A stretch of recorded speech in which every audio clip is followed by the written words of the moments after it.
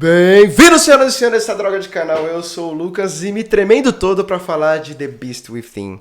Hoje nós falamos sobre o segundo, na verdade, livro do Clube do Livro. E eu tenho mais dois convidados queridíssimos. Cara, eu fico muito feliz. Muito obrigado por terem aceitado o convite para participar dessa droga, para falar desse livro. Eu acho que é desconhecido, né? O pessoal conhece bastante a edição mais nova, acho que é de 94, não sei exatamente quando que é. Mas esse aqui, ó, esse aqui é só a capinha, né? Porque o meu, como o Ismael Nossa. disse, ele é como fragmento de Erciyes, né? Porque ele é todo despedaçado.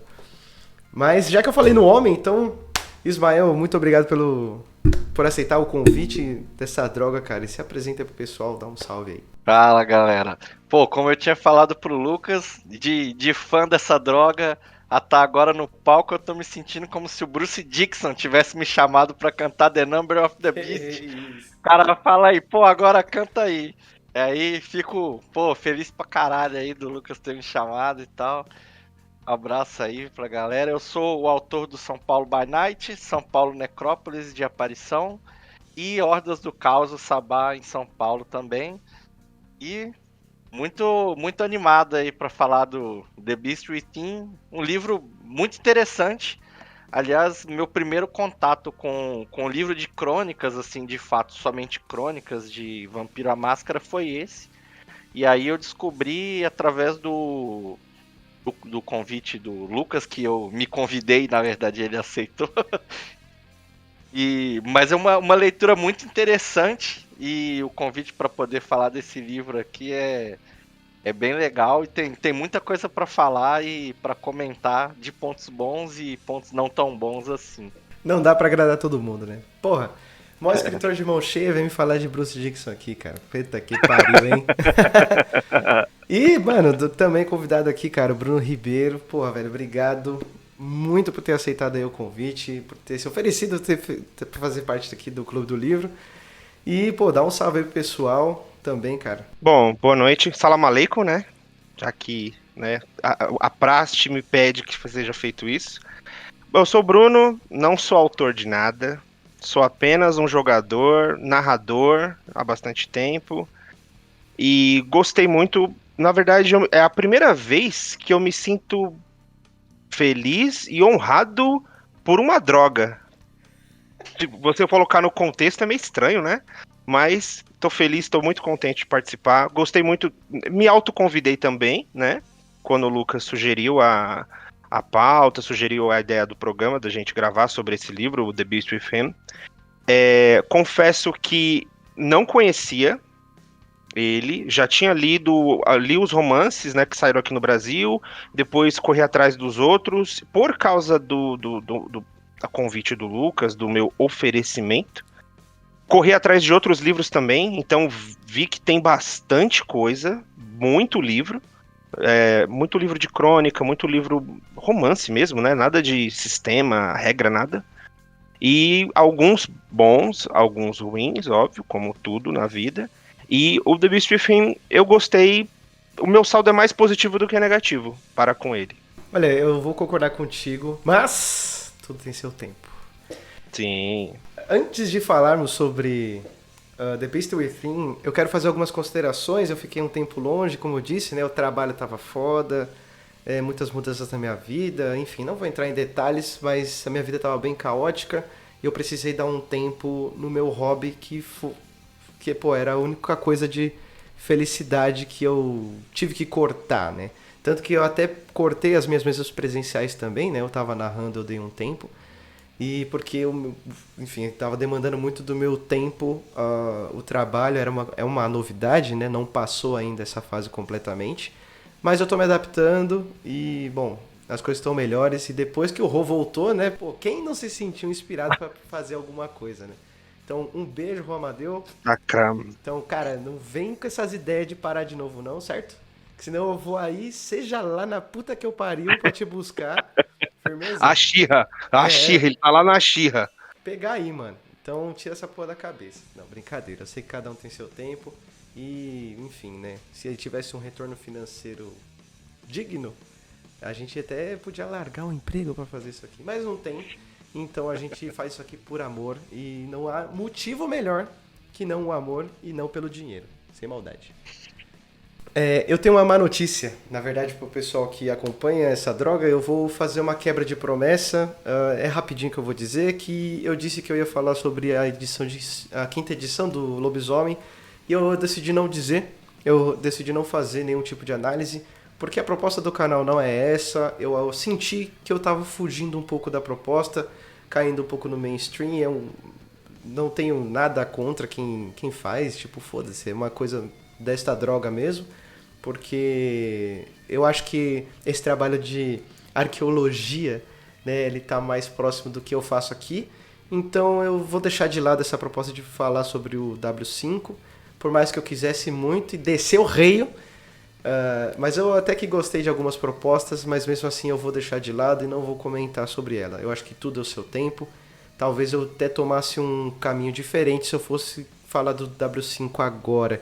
Então eu prefiro falar no seu devido momento, ok?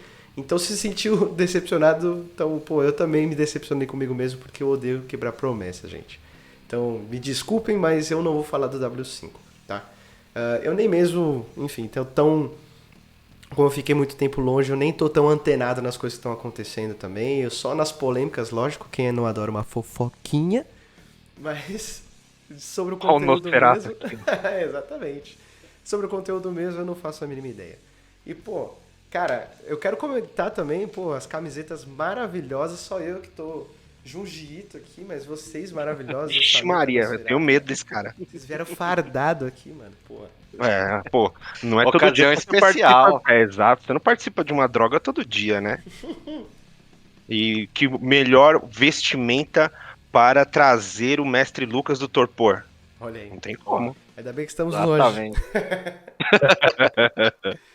Bom, mas vamos ao que interessa, falar sobre o que as pessoas vieram aqui ouvir, ou sei lá, ver e ouvir. Beleza? Então vamos falar de The Beast Within. Cara, eu quero começar, tipo, o Bruno comentou, né? Falou, pô, eu não conheci o livro, é a primeira vez que eu li. Essa aqui é a minha releitura, eu já tinha lido ele, acho que foi o primeiro livro de RPG de literário, vamos dizer assim, que eu li de RPG durante a pandemia. E eu achei um livro muito legal, apesar dos seus pontos negativos, né? E isso me trouxe muita esperança nos outros, né? Eu li um livro acho que é o Dark Tyrants, que é do Idade das Trevas, que aliás eu dei de presente pro Rodrigo Pontes, um beijo, Rodrigo Pontes. E um beijo para todo mundo também que tá lá no Clube do Livro, mas sem spoilers, eles vão aparecendo com o tempo aqui, conforme as gravações foram acontecendo. E The Beast Within, Cara, eu acho muito legal porque ele tem um contexto muito interessante. Mas antes de falar disso, Ismael, fala pra gente aqui, cara, tipo, suas primeiras impressões, lendo também, não sei se você tem esse costume de já ler a contracapa pra ver qual que é a propostinha, dando uma folheada. Quais foram as suas primeiras impressões, assim, do The Beast Within? Cara, o The Beast Within, primeiramente, como eu falei, eu não sabia que existia esses livros de RPG relacionados principalmente ao mundo das trevas, que tem somente crônicas. E eu já tinha pensado, talvez no meio do caminho, enquanto eu escrevi o São Paulo by Night, em fazer alguma coisa mais ou menos nesse sentido. E aí, depois que a gente foi tendo esse contato e tal, e eu descobri o livro, eu falei, caramba, é uma proposta interessante, e já foi feita em 94. E a primeira coisa que eu pensei, na verdade, foi o que os caras já fizeram. Então, nesse ponto aí, eu cheguei meio atrás, que eu falei, seria perfeito fazer um livro de crônicas relacionado meio que a um by night, para você, porque a parte de você escrever todo o lore da cidade, dos personagens, da geografia, e de estabelecer como isso está hoje e como foi no passado, é exatamente o processo que ele tá ali no The Beast Within. E o The Beast Within, ele 95% dele, pelo menos, é na cidade de São Francisco. Durante a época, mais ou menos, que se passa um pouco depois dos acontecimentos, se eu não estiver errado, do Chicago by Night, segunda edição. Então ele integrou aquilo, o lore desse livro, ao lore oficial. E ele faz exatamente isso. Então a proposta, a ideia do livro, ela é muito boa. E não é algo assim que eu conhecia de primeira, mas eu fiquei impressionado porque a sacada ela é muito boa. Às vezes, principalmente, até talvez entrando um pouco no primeiro conto, que é o Scarlet Letters, as cartas escarlates, para você introduzir uma pessoa que não sabe ou nunca ouviu falar no universo de Vampiro à Máscara. Talvez o cara saiba, acho que 90% do mundo sabe o que é um vampiro, mas você vai falar assim, olha só, no mundo atual existem vampiros que podem estar entre nós. E o cara pode nunca ter jogado um RPG na vida dele, e hoje eu penso, putz, esse tipo de conteúdo é um conteúdo que eu apresentaria para alguém, e daí para frente o cara entraria em regra, entraria em disciplina. Então é uma sacada muito boa e que talvez hoje em dia faça falta criar mais livros nesse estilo, né? Que dá inclusive para chamar vários autores para escrever, cada um escreve sua ideia daquele universo, por mais que isso tenha pontos positivos e negativos também, dependendo do nível de envolvimento de cada um nisso. Mas a ideia é uma ideia genial, assim, brilhante. Acho que faz bastante sentido. E talvez não tenha sido muito explorada nem nos autores independentes hoje, e talvez por muito tempo pela própria White Wolf, atualmente Paradox, né, World of Darkness. Talvez seja algo que possa ser mais incentivado até como material para trazer mais pessoas a conhecer o mundo das trevas, né? Sim. Aliás, tipo, a leitura pela leitura, ela chama muito mais do que o sistema de jogo, né? Fazer o suplemento é atrativo para quem joga, mas saber mais, né? Ainda mais porque aparentemente são pessoas que escreveram que não necessariamente jogam, mas que elas conhecem o cenário de alguma forma e elas quiseram contribuir com as próprias visões. Assim, eu vou comentar de alguns autores, principalmente os de hoje aqui, mas enfim. E você, Bruno, quais foram as primeiras impressões? Você acha que esse modelo de antologia do The Beast Within, ele é chamativo? Ou você prefere uma coisa mais compacta, tipo um romancezão assim? O que você acha? Cara, eu li ele, gostei do livro, e ele tem, pra mim, um ponto que é mais vantajoso do que, por exemplo, os romances, que os 13 romances de clã, né, que tem toda uma história, toda uma polêmica por trás. Por quê? Pegando esse gancho que o Ismael comentou, eu acho que ele tem uma questão muito interessante. Vou trazer um pouquinho, uma questão um pouquinho fora aqui, um título fora daqui, que é a série de livros do The Witcher. Que o primeiro livro é um livro de romances, é só de contos, de contos, na verdade, né? São vários contos, e eles não têm vínculo um com o outro e nem teria uma continuação. No segundo, terceiro livro, se eu não estou enganado, que o autor decide, pô, o negócio está dando certo, agora eu vou fazer um romance com continuações, seguindo toda a história. E eu acho que o The Beast Within, ele tem uma vantagem que como eles são contos, então você pega o livro e lê, ele tem começo, meio e fim e acabou. Você não vai precisar ter uma. Putz, eu quero saber mais sobre isso, que eu gostei do título, legal. Pode ter uma continuação, mas eu acho que igual o primeiro livro, com contos. Porque quando você faz um romance e coloca esse romance como uma continuidade, né? Você gera uma continuidade, igual foi feito comparando com os romances de clã, que eles são. Se você leu só aquele livro, eles são contos, porque os capítulos dele são divididos por dias, por um período, né? Então aquele período conta a história daquele cara e assim por diante.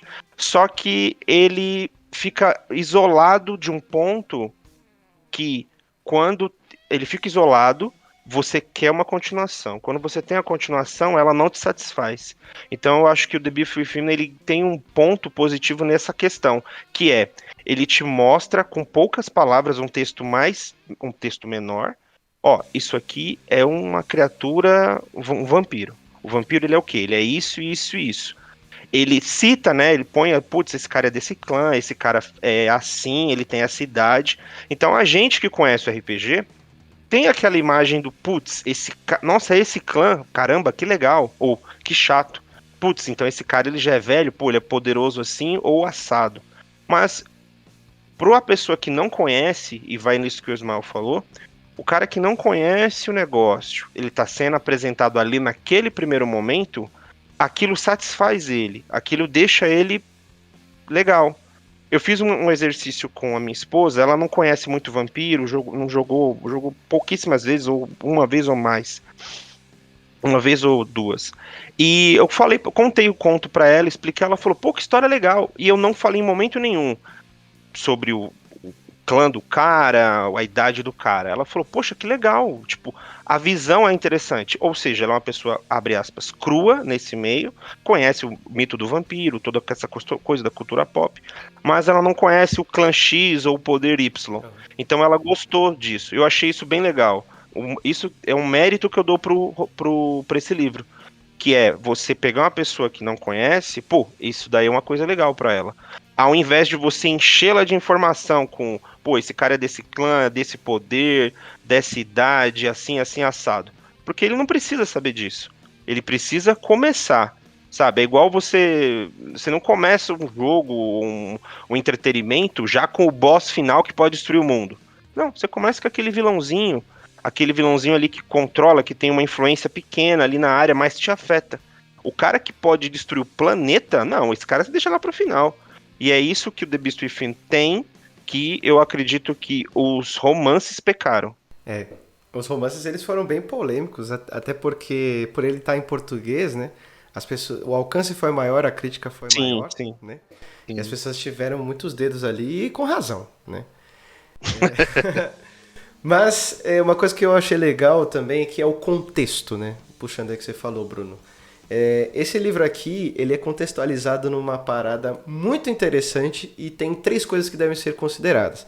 The Beast Within, ele faz parte de uma trilogia, ou seja, ele é o primeiro de uma saga ali de 3 livros, sendo que o segundo é o When We Will Rage, que é uma antologia de lobisomem apocalipse, e a terceira antologia, que é de Mago Ascensão, que é o Truth Until Paradox.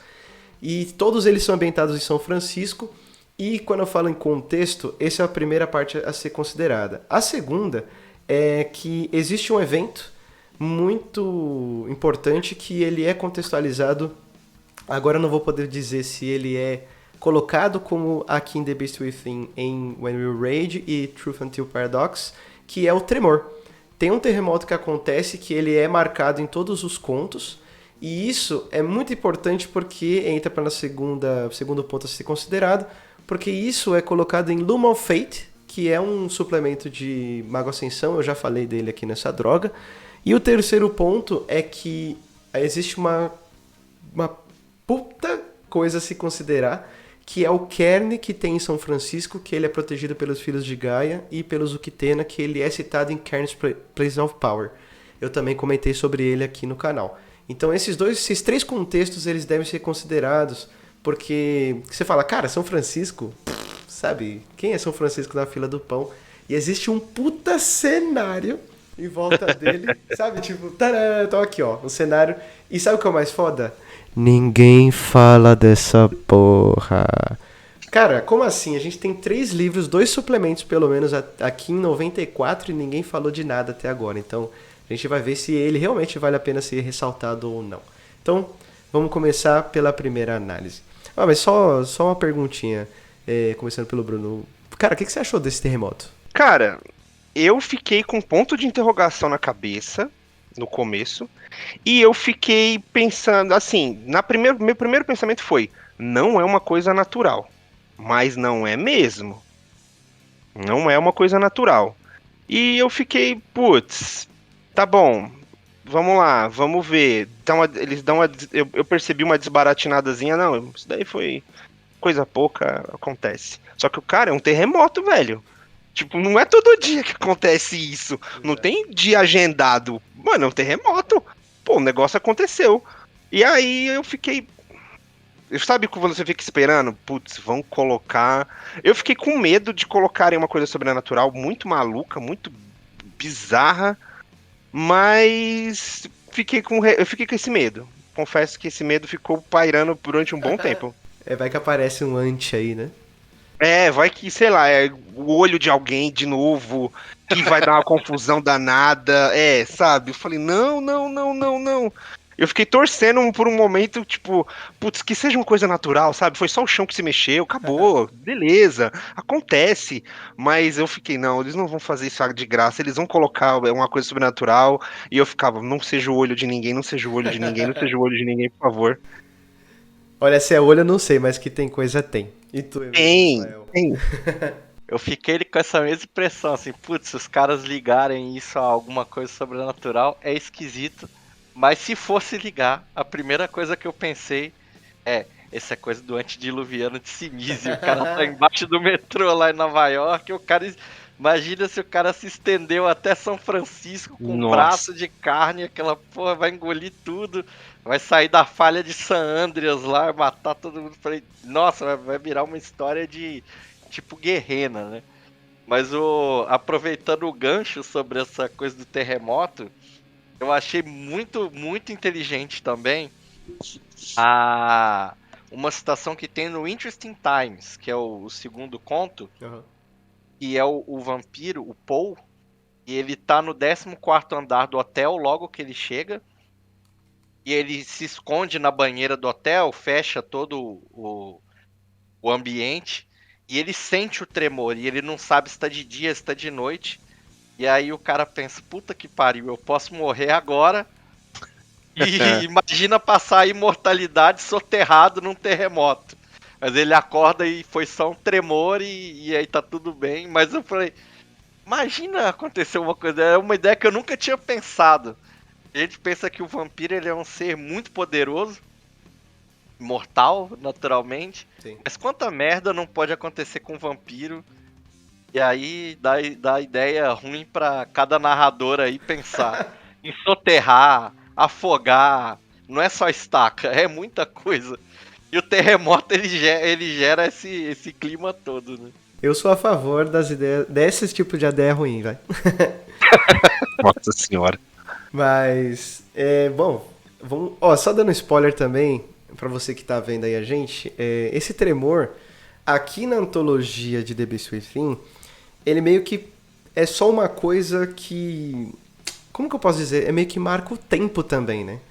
Porque se a gente tem um tremor em São Francisco, dessa importância, então você consegue colocar até mesmo uma cronologia nos eventos que a gente vai ver aqui nos contos, né? Se todos são marcados por ele, então dá pra você ter uma ideia de quando que eles acontecem, onde que eles acontecem. Eu acho isso legal.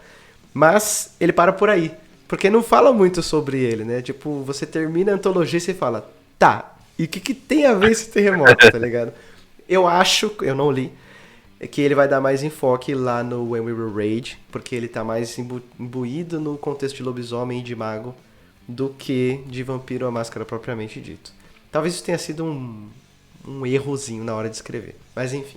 Vamos começar falando então de The Scarlet Letters. Esse primeiro conto aqui, eu gostei muito dele. Ele, diferente do que a gente viu lá em Drums Are All the Fire, que ele começa muito ruim. Ele começa com a queda de Krypton, né? É um conto assim, muito apelativo para antagonistas de Lobisomem ao Apocalipse. Aqui em Scarlet Letters ele é uma belíssima, isso é a minha opinião, introdução ao que é o cenário do vampiro, né? Ele pega muito nesse ponto do contato do mortal. Não digo que seja um clichê, mas ele é muito interessante ele pegar esse contato do mortal, né? Que, deixa eu pegar o nominho dela aqui, que é Nossa, é difícil, é Corrinda. Corrinda, né? Nossa, é um nome muito complicado, né? Que a Corrinda, ela encontra, né, esse livro, e ela já tinha alguns poemas a serem declamados, e ela tem uma vida muito conturbada, coisa e tal, e ela foge de casa para fugir dos problemas dela. Se vocês quiserem comentar isso, fiquem à vontade.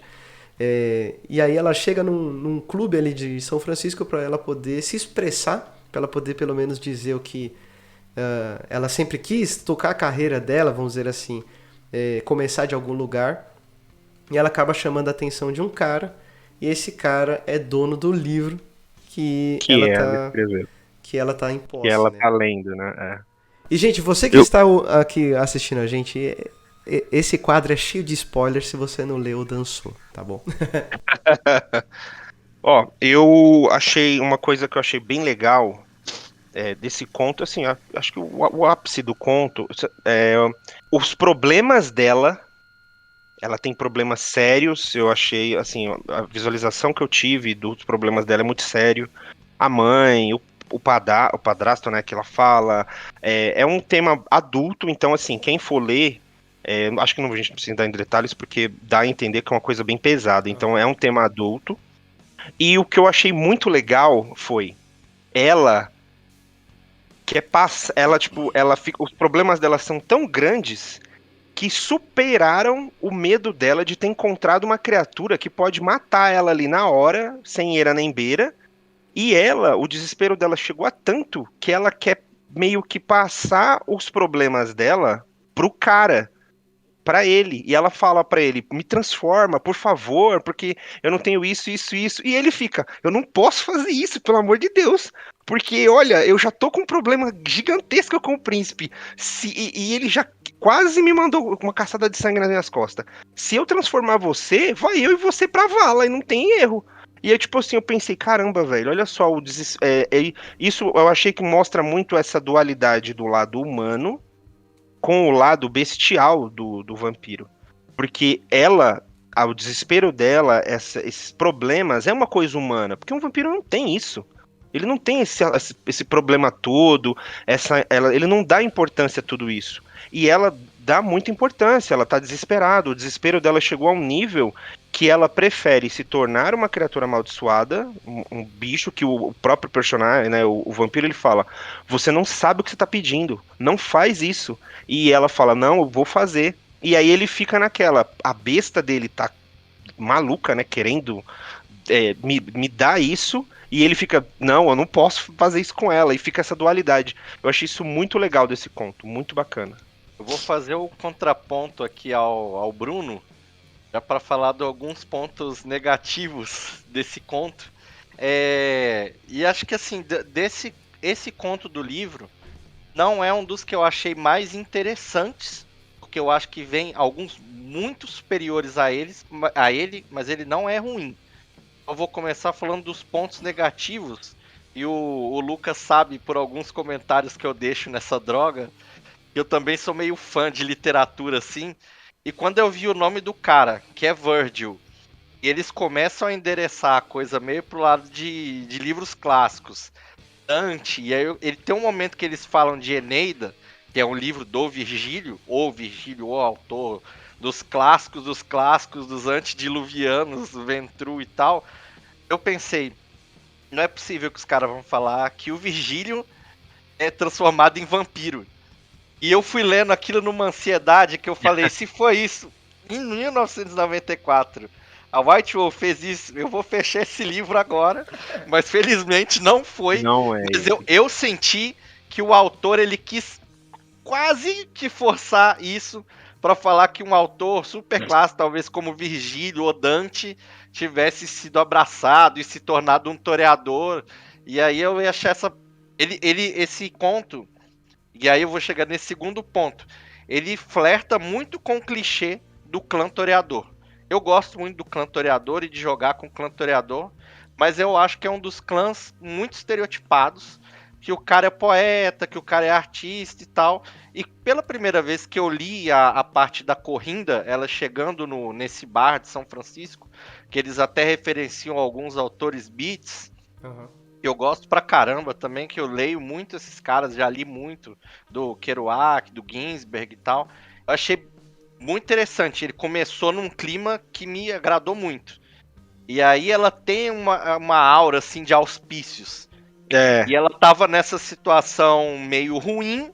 Eu pensei, ela vai ficar louca, ela vai se tornar uma malcaviana. E aí eu já escrevi isso na minha cabeça, então eu meio que fui fazendo a história. E aí quando eu vi que ela virou toreador e ela tem aquela coisa do suicídio e tal, da tristeza do artista, aí eu falei, tipo, mais um, entendeu?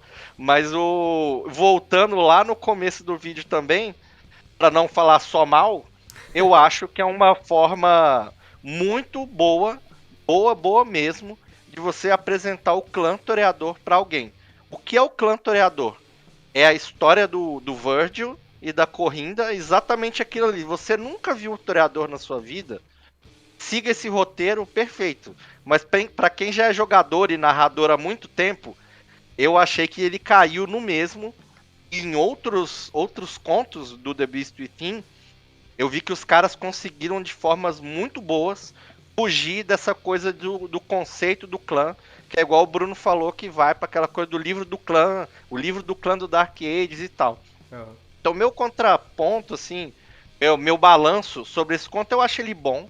As descrições dele, literariamente, são muito boas, bem feitas. O psicológico, a construção dos personagens, ela é boa. Mas no quesito, juntando aí o RPG com a parte literária, eu acho que ele clichêsou o clã toreador. E é bom para quem nunca viu, até como o Bruno citou e eu citei também. É um exemplo perfeito, ideal. Mas quem já viu e já está muito habituado e já leu dezenas de vezes as descrições de como o clã toreador é, o que, que ele faz, como ele é abraçado, eu achei que no final ele caiu na mesmice, coisa que alguns outros contos não fizeram. Então eu dou uma nota assim 7, 6,5 para ele. Como introdução, não só da introdução do livro, mas introdução do clã toreador, eu acho válido. É válido e literariamente é bem escrito. Tem alguma observação, Bruno? Cara, a minha observação é o quê? Eu aprendi com essa droga aqui, tá? Duas coisas que eu aprendi com essa droga. Ler o livro todo, em que sentido? Ler desde o editorial, atrás do livro, tudo, e ler o livro pela ordem e me colocar na época que ele saiu. Então, por exemplo, esse livro de 94, eu acho que em 94, realmente, descrever o historiador como eles são descritos era bem isso. Por quê? Porque não tinha material tanto, Verdade. o livro do clã não tinha saído ainda. Né? Então, eu tento sempre fazer isso. Eu tô, por causa dessa droga, novamente, eu estou relendo os livros de Vampiro, Lobisomem, tudo na ordem de lançamento deles. E aí, quando eu pego o livro, eu leio lá o editorial, frases, dedicatórias e tudo mais, e eu vejo o ano de lançamento do livro. Eu falo, pô, esse livro aqui é de 94, de 95. Caramba, 94, 95, como que o mundo era?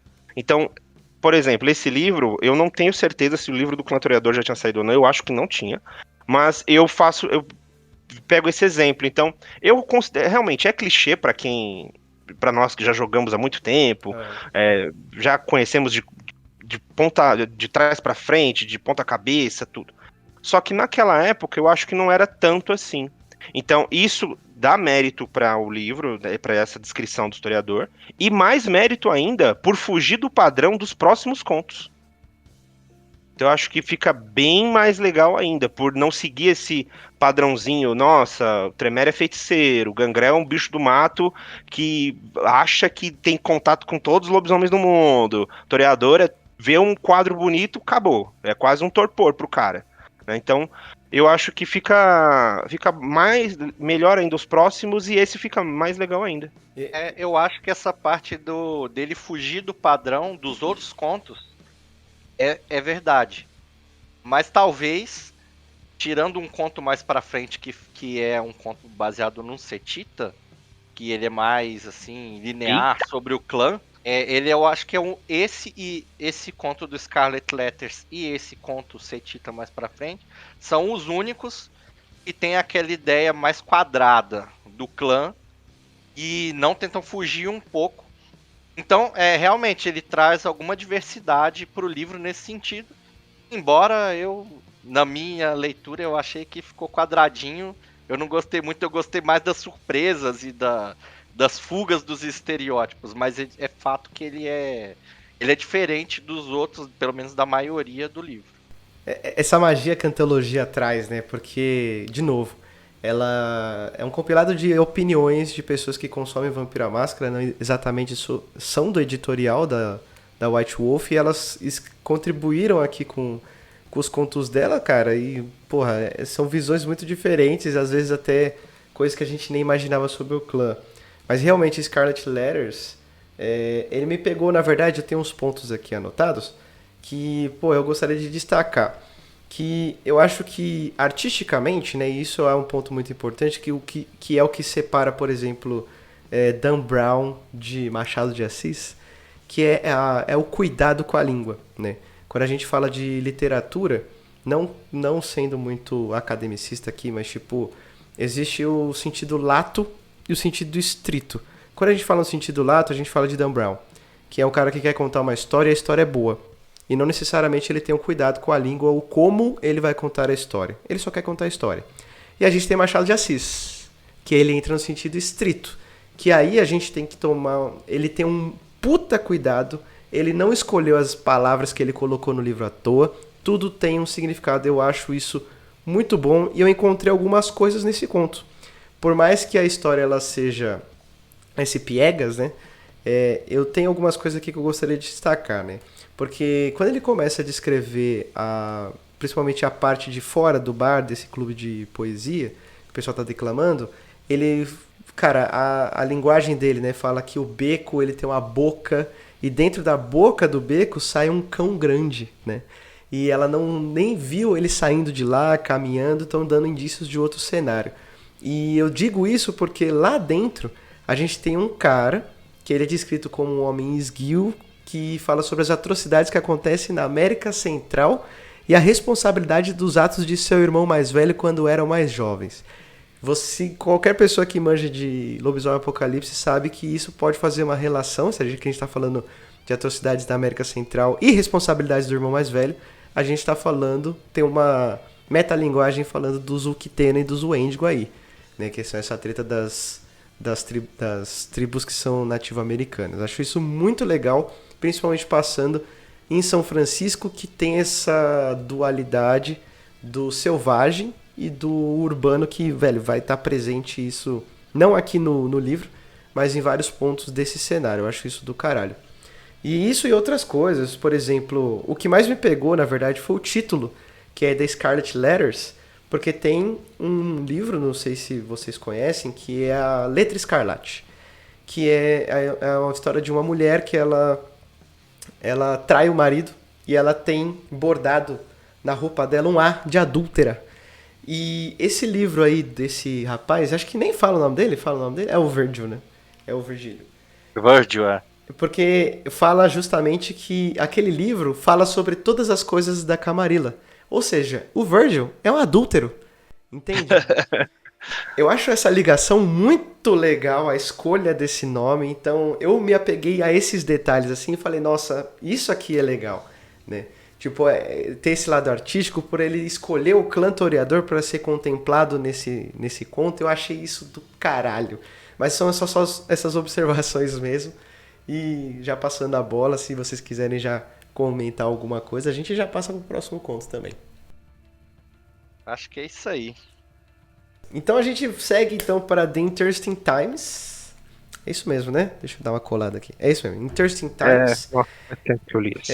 O conto anterior foi escrito por Scott A. Urban e esse aqui é por Matt Forbeck. Esses dois caras, eu sempre dou um Google rápido para saber sobre esses caras e pelo que eu vi, eles ainda estão na ativa e eles são escritores de RPG, mas não necessariamente não, né? Mas não da White Wolf, nem muito menos da Paradox, né? Que a Paradox passou o rodo em todo mundo que era da antiga, então com certeza eles não estão lá. E esse Interesting Times, ele vai contar a história do Paul. Eu confesso que a primeira vez que eu li esse conto aqui, eu não fui muito fã, porque ele cai ele é a figura mastigada, esculpida, escarrada do Nathaniel Bordroof, que ele é apresentado lá em Chicago, que é aquele cara que é o religioso, que é abraçado, e então ele tem essa vida meio que como uma vingança contra os vampiros. Só mudou o clã. Tanto que a gente nem sabe o clã do Paul, né? Enfim, eu não tinha gostado dessa proposta no começo, mas agora que eu reli o conto, eu dou mais credibilidade. Tem algumas coisas que são importantes de serem denotadas, mas enfim, deixa eu contar o que acontece e depois a gente comenta sobre ele. O Paul, ele aparece clandestino ali em São Francisco e ele é indicado para uma loja, como que eu posso dizer, uma loja de antiquários? uma loja, uma biblioteca, um sebo, sei lá, que é... É meio que um sebo, tem alguns livros hips na capa, ele cita, né? E alguns livros novos, mas basicamente é um sebo mesmo. Acho que o termo certo é o sebo mesmo. Pra nós acho que sebo é o mais assertivo, porque eu acho que seria um antiquário de livros. Então é o sebo, uai. Só que pra eles acho que não tem esse nome, né? Deve ter não tem um nome específico, né? É tipo um antiquário. É. Mas pra nós é sebo. Bom, então ele foi indicado para um sebo, e o dono desse sebo, ele já começa a falar, ele entrega alguns nomes, né, se referindo a esse rapaz. A gente também não sabe sobre a natureza dele, isso eu acho muito louco, mas enfim, a gente comenta daqui a pouco. Mas enfim, ele chega nesse sebo, ele pede informações sobre um cara, aliás eu tenho anotado aqui, mas eu esqueci o nome dele, Randy, né? É, o Randy. Ele busca por Randy. E aí o cara já cagueta a localização dele por um preço, enfim, ele vai até esse lugar, é um clube noturno, ele acaba entrando no combate corporal com esse cara, e, bom, parece que o nosso querido Paul não segue muitas regras da Camarilla, porque ele vai lá e suga até o talo o sangue do Randy, né? E aí fica aquele pega pra capar, os amigos dele estão ali no clube querendo saber o que acontece, mas ele consegue fugir. Ele volta pro hotel dele e na noite seguinte ele volta pra querer saber mais sobre... porque aparentemente ele tá querendo vingar uma mulher lá de Milwaukee. Mas enfim, é tudo muito vago porque ele não dá as informações. A narrativa acontece e a gente só vai seguindo o cara, né? O Paul na sua missão ali em São Francisco. E ele acaba parando ali no Vampire Club. Nós somos introduzidos ao Vampire Club. Não sei se vocês estão ligados, mas em A World of Darkness, o livro lá de 91, 92, não vou lembrar agora, fala sobre esse Vampire Club e esse... Eu esqueci o nome dele de novo, que é o dono. Sebastian? Isso, o Sebastian. Vocês sabem quem que é o Sebastian? Não peguei. Não. O Sebastian é o escritor do Retrato de Dorian Gray. Esqueci o nome dele. É o Oscar Wilde? Oscar Wilde. O Sebastian é Caramba. o Oscar Wilde. Pior que, tipo assim, você falou, Ismael, falou assim, só falta eles colocarem o Virgílio aqui. Eles colocaram o Oscar Wilde aqui, que, tipo, ele forjou, né? O Oscar Wilde tem uma vida, tipo, tudo bem que a vida dele é uma tragédia, mas ele tem uma vida foda. Vida louca. É vida louca. E aqui ele é colocado como, enfim, ele forjou a morte, ele acabou sendo abraçado e saiu de navio com um cara, ele tinha um navio, tipo, que tinha a fazer umas festas meio liberais, assim, e ele acaba atracando em São Francisco e ele faz esse Vampire Club. E a gente é apresentado esse Vampire Club, esse conto é um pouco mais vasto, por isso que tem tanta informação. E ele conhece esse Sebastian, ele conhece um cara com as roupas de cowboy, né? Que o pessoal chama ele de Tex. Acho isso meio, sei lá... Clichê? Estereotipado, Será? né? Nossa, só falta ele puxar garras, né? Tipo, Então. E ele cria ali um vínculo com eles, mas ele se nega a ficar. Na hora que ele sai, ele encontra algumas pessoas, né, alguns outros vampiros que eram da trupe desse Randy que ele atacou no clube. Sadomasoquista, né? Que, se eu não me engano. Não, acho que é uma balada bissexual. Ele cita que tem uma parte que tem mulheres dançando e uma parte que tem homens dançando, e na pista o pessoal se mistura. Não tem nada a ver Acho com que esse não bagulho. chega a ser BDSM, não. Eu tinha entendido que era assim, porque tinha umas paradas... Eu não sei se ele era atendente... Ah, é verdade, porque ele é religioso, é lógico que ele ia ser. Aí o cara fica meio chocadão, assim. Sim, exatamente. Obrigado. Você vê que a minha memória tá muito boa, né? nossa, eu não lembro de nada disso. E então ele acaba fazendo uma emboscada a esses caras e, enfim, ele consegue neutralizar ali a situação, ele consegue abater todos os 3 que estavam atrás dele. E no final ele é aplaudido por todo mundo que tá ali no clube, e isso eu achei uma galhofa do caralho. Mas a história é basicamente essa, e o meu sentimento é que esse conto era meio que foda-se o Paul, vamos apresentar o Vampire Club. Não sei se vocês tiveram essa mesma impressão aí. Vamos começar aí pelo... Quem começou da outra vez? Acho que foi o Bruno? Então vamos pelo... Pode começar pelo Ismael, depois Vamos lá, eu... Ismael. Agora eu vou inverter minha posição, vou falar dos pontos positivos que eu achei desse conto Interesting Times. Eu tive uma impressão, para começar no balanço do que o Lucas concluiu, o Paul, ele é um personagem interessante em que sentido?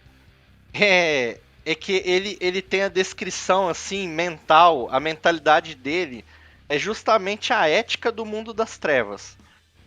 Uma ética cinzenta, porque ele é um padre, ele tem aquele pensamento beato, putz, agora eu virei um vampiro, eu vou tentar matar todos os vampiros. Eu não vou beber sangue de humano, mas eu vou beber sangue de vampiro. Mas, porra, agora você é um vampiro. E o cara, tipo, ele tá fazendo uma merda do caralho. O cara tá fazendo isso e ele acha que aquilo é uma coisa boa. Que ele tá fazendo uma coisa boa pro mundo. Na verdade, ele tá destruindo a espécie dele e colocando em risco ele mesmo. E ele acha que ele tá pensando uma coisa boa. E quem vai falar pra ele, na perspectiva desse personagem, ele tá fazendo uma coisa errada? Mas ele tá fazendo uma coisa certa, então assim, você sempre fica com essa dualidade nessa zona cinzenta ao ver a história dele, principalmente a história dele sob a própria perspectiva dele. Que ele fala que quando ele foi abraçado, ele estava dando uma aula num seminário e tal, e ele conheceu uma mulher que ele ficou muito atraída por ela, e ela é uma mulher ateísta, e eles tiveram várias discussões e tal, e ela acaba abraçando ele. E ela, na noite que ele é abraçado, ela força ele a abraçar um de seus colegas de seminário. E aí, ao ver essa situação, aí eu vou chegar nesse ponto também, o cara ergue uma cruz para ele. E é uma tosqueira, mas beleza. E aí ele fica, não, paralisado assim, e ele não consegue atacar esse colega dele, um humano, né, obviamente, e ela também não. Quando ela vai insistir, ele ataca a senhora dele e diableriza ela. E aí ele sente toda aquela coisa da diablerie, do grande prazer, e logo depois do abraço, ele já fica viciado em diablerie. Eu não vou falar muito mal disso, porque tem uma pessoa com camiseta de assamita aqui, então acha que tá tudo bem, né? Tem opiniões divergentes. Mas aí ele se descobriu isso, então ele falou, agora a minha missão é usar minha fé verdadeira. E pra quem acha que o cara é um La Sombra só porque ele é o padre, não, ele não é La Sombra, ninguém sabe qual é o clã dele, e isso é bom. Mas o lance da fé verdadeira é complicado. Mas passando um pouco mais sobre as impressões gerais sobre a história, eu acho que justamente esse ponto que o Lucas colocou, ele é o principal mesmo. As descrições do Vampire Club, ele começa como Alexandrian Club, né, que é a parte onde os humanos frequentam, e depois você consegue adentrar ao Vampire Club. Essas descrições elas são riquíssimas em detalhes, em ambientação, em citações. Então, um ambiente é um ambiente mais clássico, então ele cita ali autores clássicos, pinturas mais clássicas da época de Roma, toda a parte de descrição dele, eu acho que tenta chegar, né, nessa coisa do realismo aí, do Machado de Assis, desses autores mais, assim, descritivos, talvez também o Flaubert, dessa época aí. Então a descrição dele é muito boa para ambientação, e eu acho que ganha mesmo personalidade, onde acho que até o Jason Carr mesmo, quando ele vai narrar o LA by Night, o São Paulo by Night, ele fala isso. A cidade ou o seu ambiente é um personagem também. E tem vida própria, influencia e é influenciado por tudo que acontece. Então acho que realmente o ponto alto do conto são essas descrições de ambiente que ganham muita escala, assim, e enchem sua imaginação quando você lê. E os personagens eles ficam mais ralos, o combate fica bem fraco e o combate é ruim porque ele é forçado, né? O personagem é muito forte, por ser um neófito, mas beleza, ele comete um monte de diablerie, mas o cara ganha de todo mundo. Mas ao contrapor isso, eu lendo esse conto e lendo os demais do livro também, eu sempre tenho essa visão de comparar esse com os outros, depois que eu li e fiz o review, assim, meio que pra mim completo, eu achei talvez o segundo ponto mais forte do livro, é que ele se passa, quando você lê e tem essa mentalidade de jogador ou narrador, que o personagem, o Paul, ele tem várias vezes assim, alguns sucessos e alguns fracassos.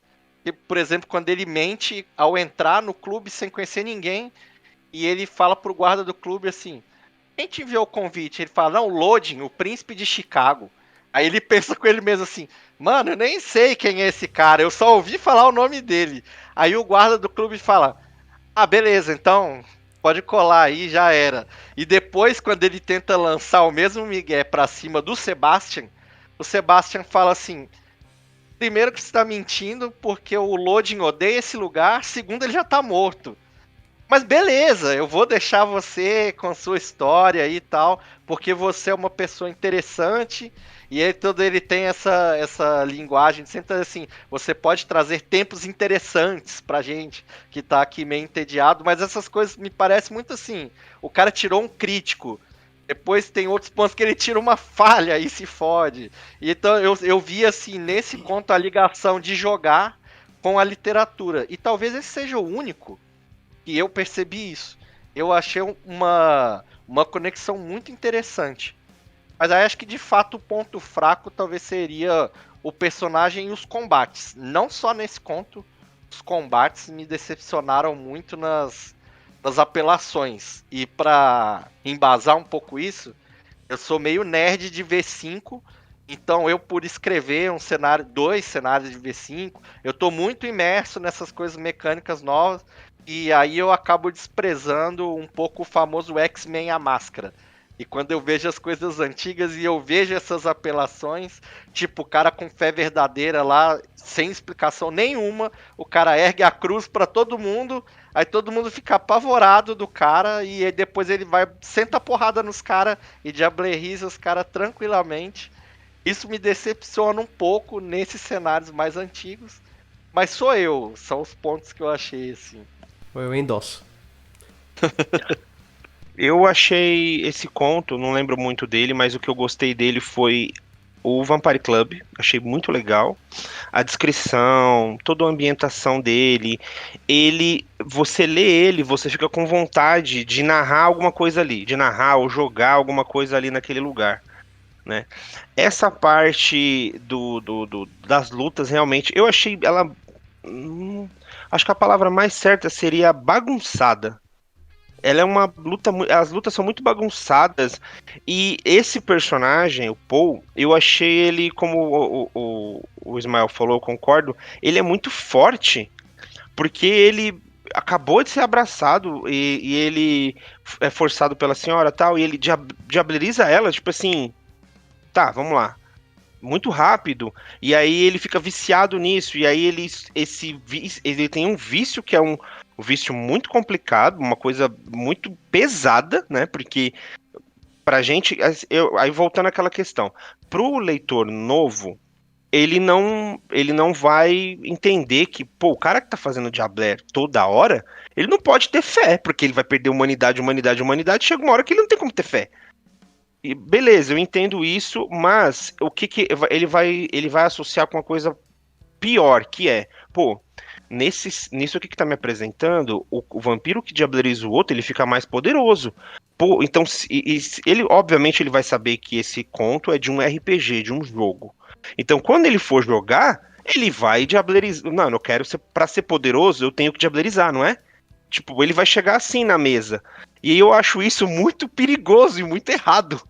Porque a ideia do jogo não é essa. E esse conto, com esse monte de luta e esse monte de diabler, assim, o cara encontra um vampiro na esquina e ele, putz, comida. Descabelado, Entendeu? né? No final todo mundo bate palma pra ele, Todo mundo é bate isso aí. palma. Aí eu falei, eu Porra. pensei, eu pensei, pô, vamos lá, de volta, vamos nos transportar pro momento do lançamento do livro. Então, um cara que ele não conhece RPG nem nada, ele vai lá na livraria, lá isso é uma coisa do primeiro que eu achei bem estranha, nunca vi isso, que é um clube de poesia, tipo, não entra na minha cabeça isso, mas tudo bem. Aí o cara vai lá na livraria dele, pô, esse livro aqui de vampiro, vou comprar este livro. Ele vai lá, lê a sinopse e tal, pô, vou comprar. Aí ele chega e descobre, pô, isso aqui é de um RPG, que legal. Aí ele lê o segundo conto, ele, caramba, nesse jogo, o cara que diableriza o outro, ele fica mais forte. E não é difícil de ficar mais forte, de subir de nível, né, o level up. Aí, e assim, não é isso a ideia. Então esse é um ponto negativo muito forte nesse conto, que é ele dá a ideia de que sair comendo vampiro à torta e à direita, tá tudo bem. E não é tá tudo bem, não é assim que funciona o negócio.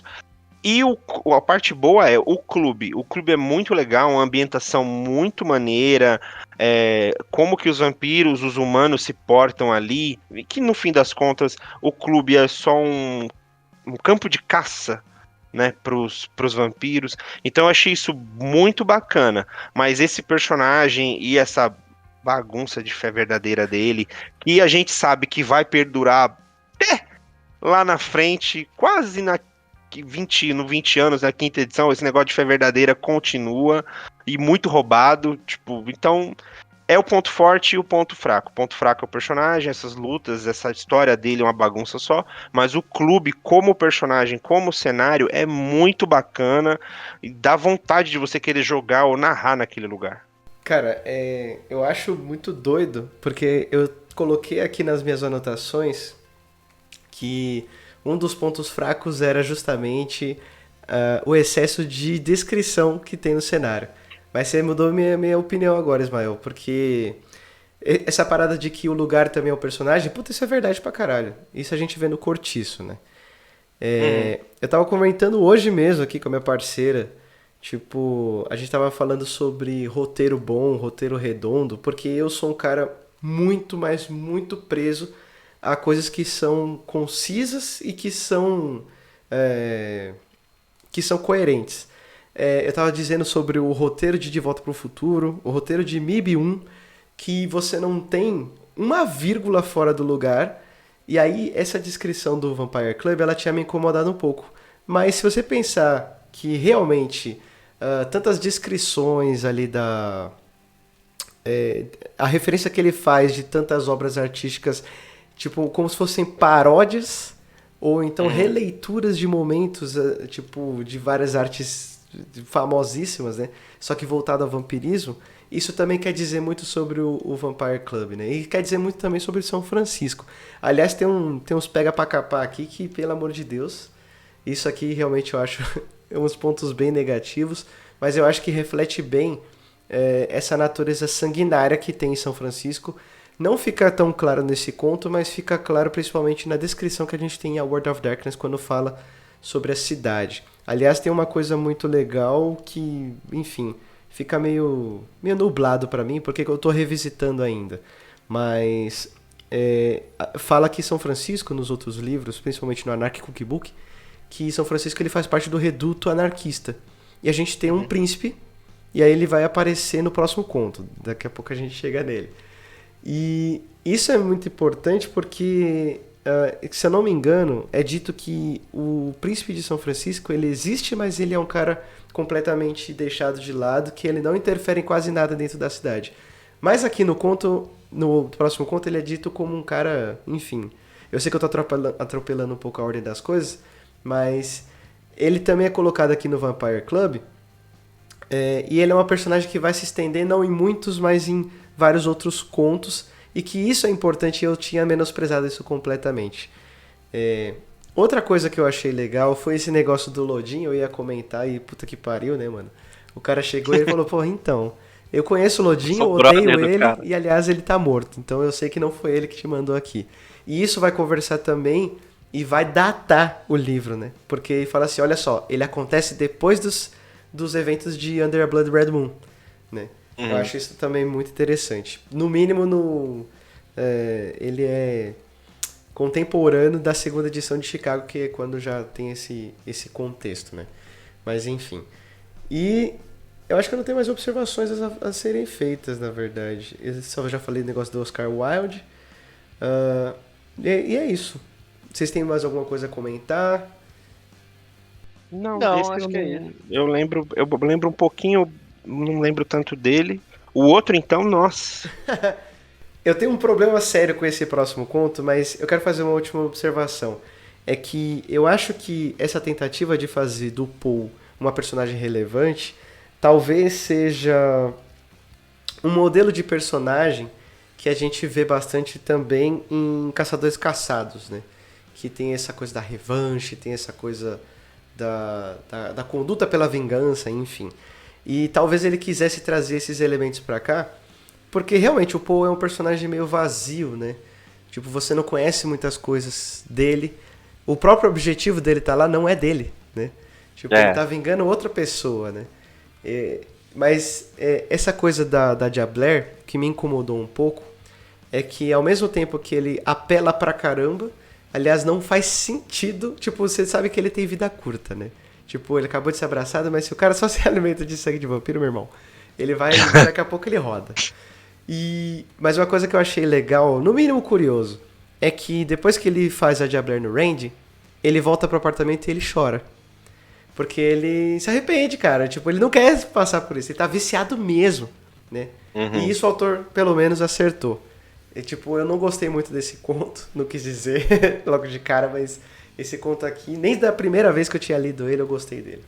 Que realmente esses pontos aqui, blé, tá ligado? Podia.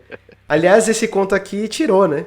Na versão atual Ele não tirado. tem na versão de 2003 ou 2004 ou Alguma coisa assim. 2005. Bom, vai tarde. Começo dos anos 2000. Ele não tem.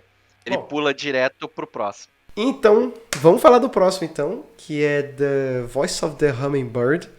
Esse aqui eu lembro que a primeira vez que eu li ele lá na pandemia, eu não tinha gostado dele, mas agora, principalmente agora com o tempo de eu ter estudado mais, principalmente sobre história pré-colombiana, estudado mais sobre identidade indígena, cara, esse conto aqui ele é bem importante. Principalmente começando falando sobre o autor, né? Quem escreveu esse autor foi o S.P. Somtow, mas eu tenho o nome completo dele aqui. Esse cara, ele é tailandês-americano. Isso é uma informação muito importante. O nome dele é uma adaptação do nome verdadeiro, que é... Desculpa se você, Somtow, está assistindo meu vídeo e estiver falando errado o seu nome. Acho muito difícil, mas enfim. O nome dele é Somtow Papinian Sucharitiku. Ou alguma coisa do tipo. Desculpa se eu brutalizei o seu nome, cara. Mas eu achei Bom, cara, importante dizer. é melhor que Corrinda. É.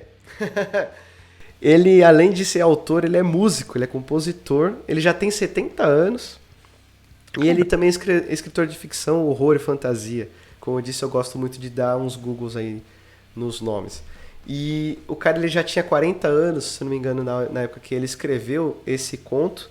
E uma coisa que me chamou muita atenção é que ele é muito rico nas informações culturais, né?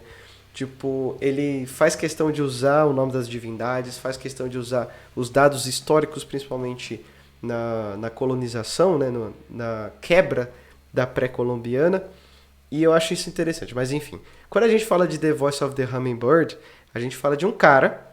Eu desconfio que ele seja Gangrel, tá? Porque quando a gente fala... Mistério. Eu vou segurar essa informação, daqui a pouco eu falo sobre isso. Mas a gente fala de um cara, que eu tenho o nome dele aqui, que...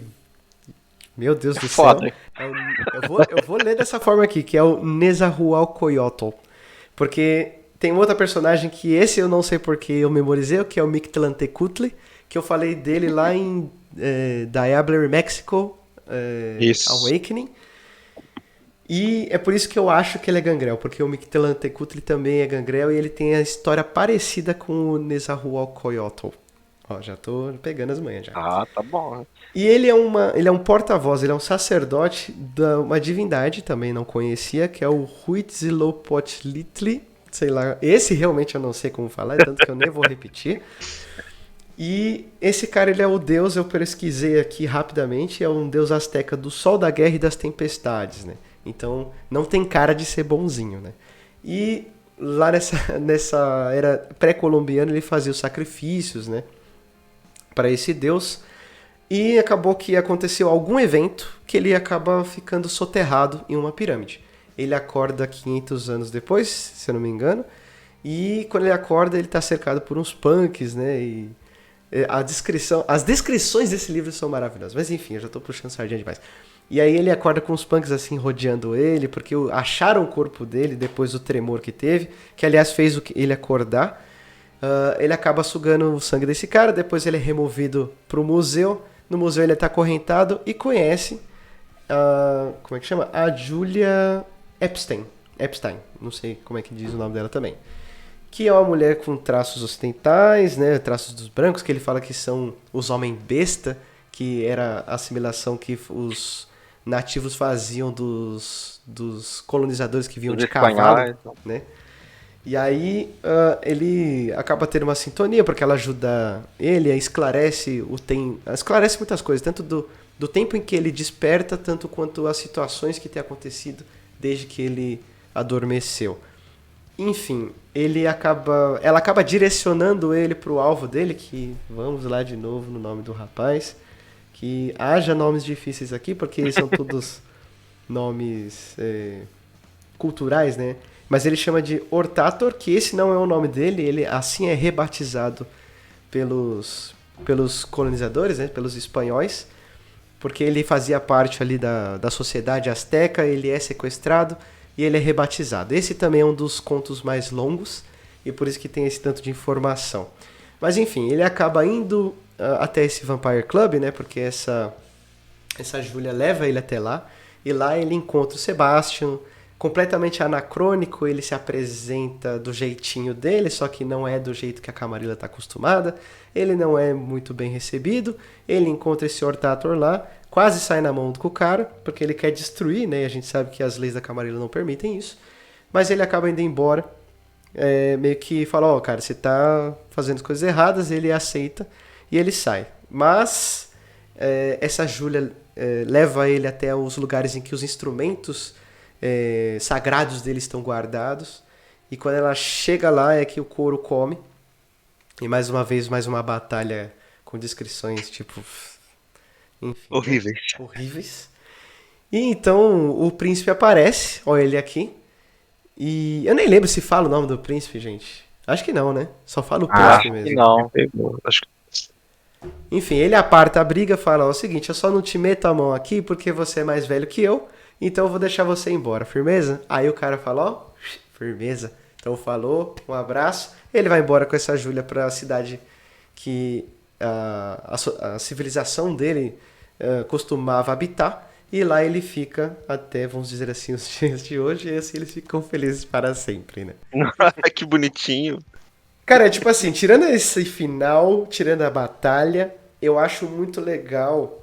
porque ele é completamente, tirando o Vampire Club, ele é completamente focado numa situação nativa e ele abre uma porta, desculpa já iniciando aqui, é que ele abre uma porta muito interessante que é falar sobre esse desligamento que você tem de vampiros que foram para lugares do mundo depois principalmente do dilúvio.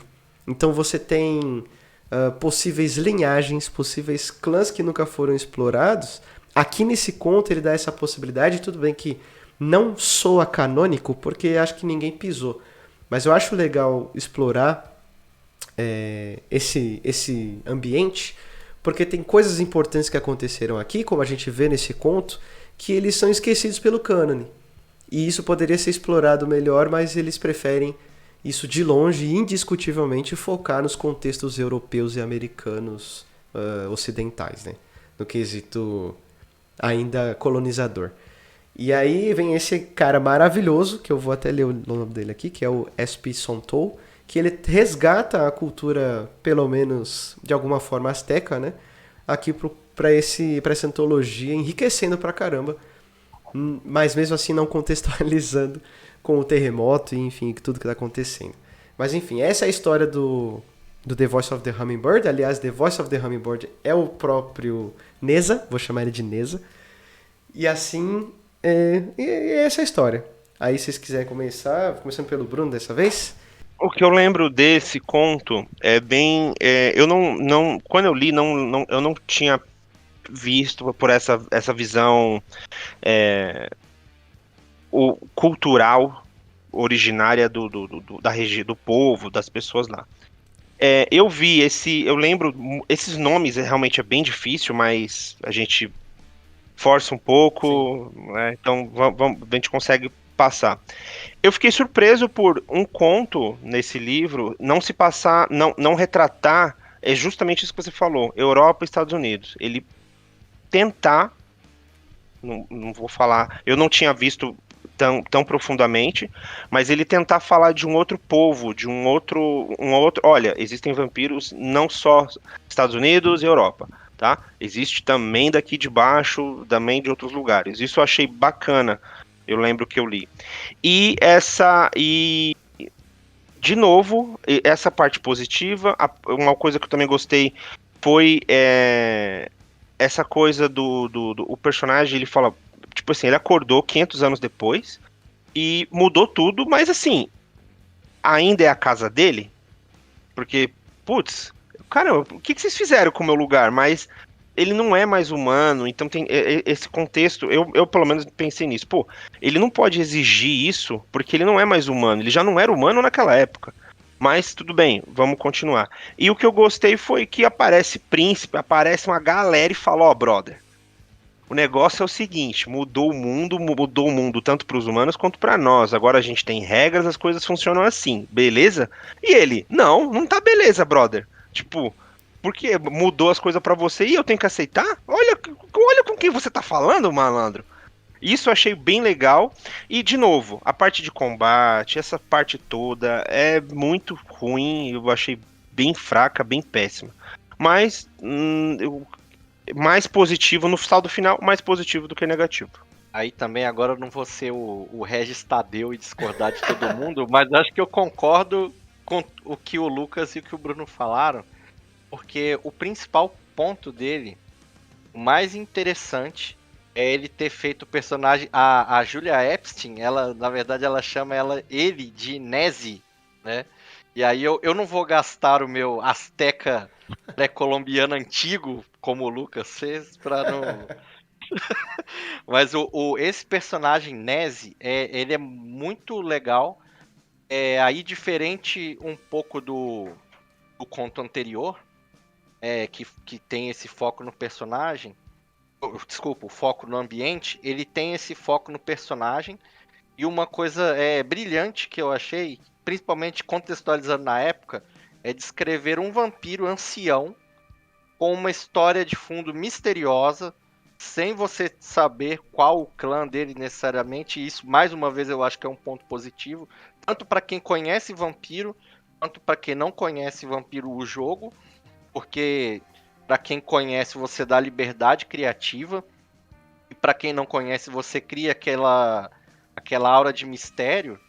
E um dos pontos que eu acho principais da literatura em geral, e até mesmo do cinema ou toda forma de arte que você consome, é você gerar uma discussão depois de você consumir aquilo. Porque muita coisa a gente tá saturado daquele tipo de filme de super-herói. Você vê, é o Capitão América, é o Homem-Aranha. E você já tá saturado daquilo, você vê aquilo, consome, pode até ser interessante, mas acaba ali. E na literatura morre na letra fria. Eu acho que esse conto, talvez eu considere ele um dos melhores do livro, porque ele tem muitos pontos de discussão e de contexto dele que ele extrapola essa parte do The Beast Within, do livro, da antologia de clã, do próprio vampiro, a máscara, e você pensa justamente isso. Mas todo o lore, todo o canon do vampiro, ele fala que os caras foram pra Europa, não sei o que, teve o dilúvio. Mas caralho, esse cara que tá aqui na América pré-colombiana, da onde esse cara veio? E aí você começa a pensar e discutir com as pessoas todas as possibilidades de como isso aconteceu, se isso aconteceu de fato, se isso é canon, se não é. Então, eu acho que a genialidade desse conto, realmente ele é muito bom mesmo, um dos melhores, é nesse ponto dele extrapolar a discussão e fugir da caixinha quadradinha ali. que é o ponto que eu achei, por exemplo, do Scarlet Letters, do Toreador, e ele foge muito, e ele dá muita possibilidade, e ele não fala nenhuma coisa assim que seja uma heresia, um absurdo, dentro do contexto de Vampiro à Máscara. Então são coisas que o narrador e os jogadores podem trabalhar, principalmente no contexto de ancião. O ancião, a gente tem aquela coisa do apelação, o cara tem disciplina nível 9 pra tudo quanto é lado, estoura vulcão e faz aquelas loucuras todas. Então ele talvez por uma das primeiras vezes, cronologicamente, do vampiro, ele traz um ancião, que ele entrou em torpor, ele acorda num mundo totalmente desconhecido, ele tem fragilidades, ele precisa de uma coterie ou de pontos de apoio para se mobilizar e para cumprir seus objetivos. E isso daí, para quem quiser fazer uma crônica com um personagem ancião, é pivotal, é muito interessante e uma ideia, eu acho até inovadora, até hoje é inovadora, como ele tratou esse personagem. Além disso, a descrição do cenário onde ele vivia também é muito interessante. Acho que traz um pouco disso que o Lucas falou, da pesquisa, do background, todo o que o autor fez sobre aquela civilização ali, em tempos que a White Wolf cometia gafes estrondosas. Ele não comete assim, nada muito exagerado, talvez tirando uma ressalva que eu faria, que é uma comparação que ele faz assim acho que é o Deus Quetzalcoatl. Aí eu vou gastar o meu meu asteca antigo Que é o rei com lá, né? Jesus Cristo, né? Ele fala, mas esse cara esse cara sofreu pelo que ele fez e tal. Eu acho que talvez os astecas não pensariam dessa forma, porque eles na verdade veriam Jesus Cristo como uma coisa demoníaca, assim como eles comparam os invasores espanhóis com homens besta. Mas o cara tirou 9,8 nas descrições antigas que ele faz, não faz estereótipos dos povos nem nada, e isso é difícil nos livros antigos. E o cenário atual que ele traz também, com todo esse ponto de fragilidade psicológica e necessidades que o Nese tem, até de se apoiar nessa Julia Epstein, para ir ajudando ele a conquistar as coisas. E ele não consegue, na verdade, conquistar todos os seus objetivos, assim como o Paul chegou e desceu a porrada em todo mundo. Esse cara que era muito mais foda não conseguiu.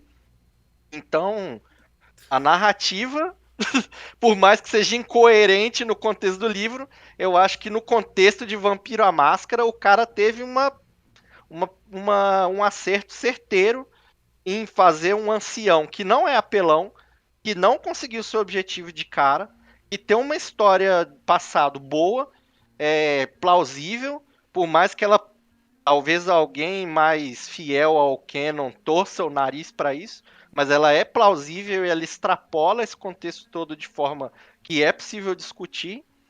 E a conclusão dele, por mais que seja assim, acho que o cara acabou, porque senão ele poderia fazer um livro inteiro disso.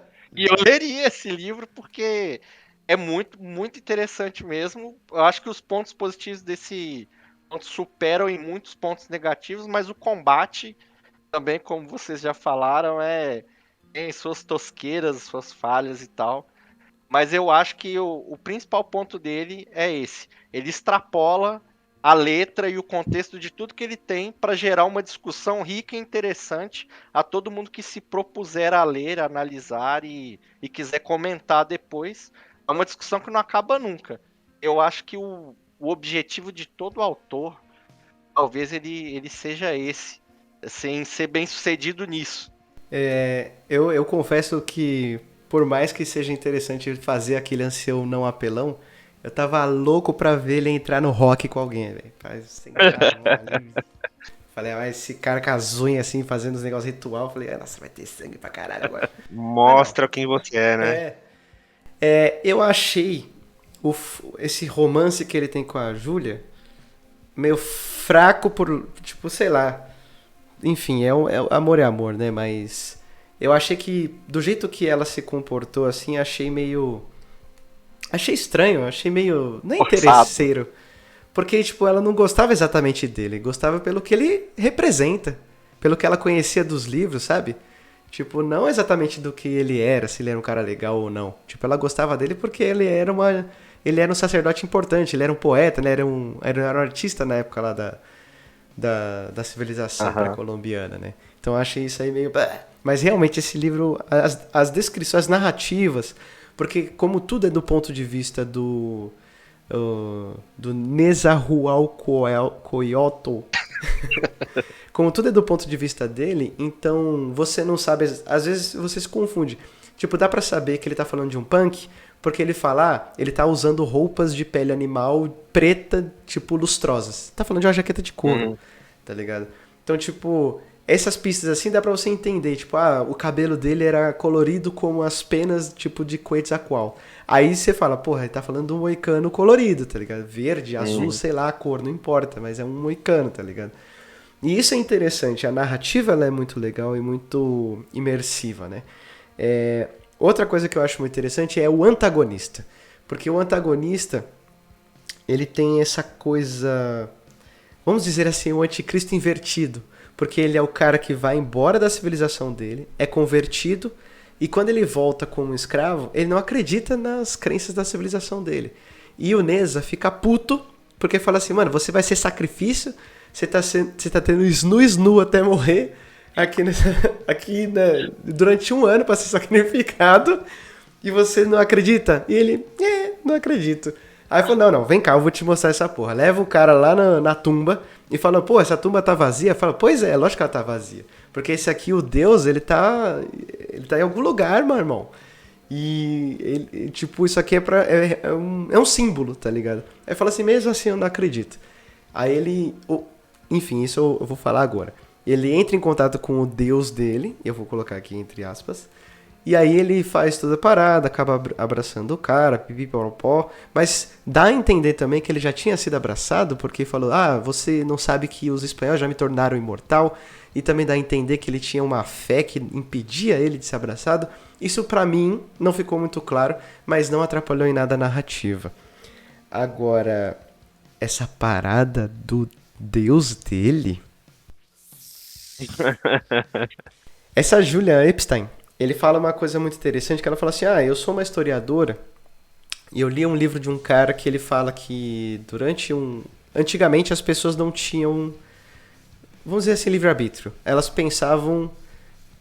achavam que ouviam vozes, achavam que eram messias e coisa e tal, elas não pensavam por si próprias. Então elas inventavam essas coisas para achar que elas tinham uma importância na vida, tinha um propósito. E aí ele fala assim, não, mano, eu ouvia o meu Deus, tá ligado? Tanto que, enfim, tem o negócio das forças e piripi, paropó. E aí, a última aqui, não sei se vocês querem falar mais alguma coisa, mas pra fechar, o que vocês acham que é isso aqui? É fé verdadeira? A gente tá falando de outra coisa? Não é fé verdadeira, não. Eu acho que não é. É outra coisa oposta à fé verdadeira. Eu acho que o Hummingbird lá, o Beija-Flor, que fala com o cara, eu acho que é um vampiro mais antigo do que o Nezi. Eu acho que ele é um antediluviano. E aí a parada fica mais louca ainda, porque você fala, caralho, tem um antediluviano nas Américas e o cara tinha uma influência gigantesca. Quem é esse cara? Da onde ele veio? E aí a coisa extrapola mais ainda. Então tem esse segredo também nesse conto, que é o próprio Beija-Flor, que é o deus dele. Será se ele era um demônio, tipo aquele Kupala, que o antediluviano de Tzimisce fez? Pode ser também. Mas eu acho que no contexto do Vampira Máscara e tudo, esse cara provavelmente é um antediluviano dos grossos, assim. E o cara tinha uma influência. E aí você pode falar, um cara com um poder desse de auspício gigantesco, será se era o Malcave? Será se era o próprio Toreador? Porque há várias implicações aí que também o Nezi tem essa parte de artista e a Julia Epstein também.